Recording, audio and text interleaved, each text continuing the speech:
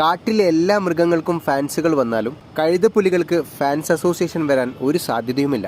ചലനങ്ങൾ കൊണ്ടും രീതികൾ കൊണ്ടും ഇടപഴകൽ കൊണ്ടും നമ്മളെ ഒട്ടും ആകർഷിക്കാത്ത കാട്ടിലെ ജീവിയാണ് കഴുതപ്പുലികൾ. ടേബിൾ മാനേഴ്സും വളരെ മോശമാണ് ഇവരുടേത്. ചിലപ്പോൾ സ്വന്തം വർഗത്തെ തന്നെ കൊന്നു തിന്നും, മറ്റുള്ളവർ വേട്ടയാടി പിടിച്ചതിനെ, പ്രത്യേകിച്ചും സിംഹങ്ങൾ വേട്ടയാടി പിടിച്ചതിനെ കട്ടുതിന്നും, സിംഹങ്ങളുടെയും ചീറ്റകളുടെയും ഒക്കെ കുഞ്ഞുങ്ങളെ കൊന്നു തിന്നും.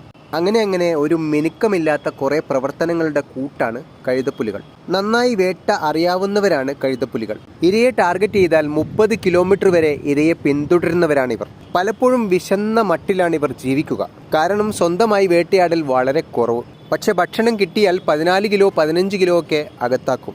ഒരിക്കൽ 335 കിലോയോളം ഭാരമുള്ള സീബ്രയും സീബ്രയുടെ കുഞ്ഞുങ്ങളും 35 എണ്ണമടങ്ങുന്ന കഴുതപ്പുലികളുടെ കൂട്ടം നിമിഷ നേരം കൊണ്ട് തിന്നു തീർക്കുന്നതായി രേഖപ്പെടുത്തിയിട്ടുണ്ട്. വളരെ വേഗത്തിലാണ് ഇവർ തിന്നുക. ശക്തമായ ഹൈഡ്രോക്ലോറിക് ആസിഡിന്റെ സാന്നിധ്യമാണ് അതൊക്കെയും ദഹിപ്പിച്ചെടുക്കുന്നത് എന്ന് ശാസ്ത്രജ്ഞന്മാർ പറയുന്നു.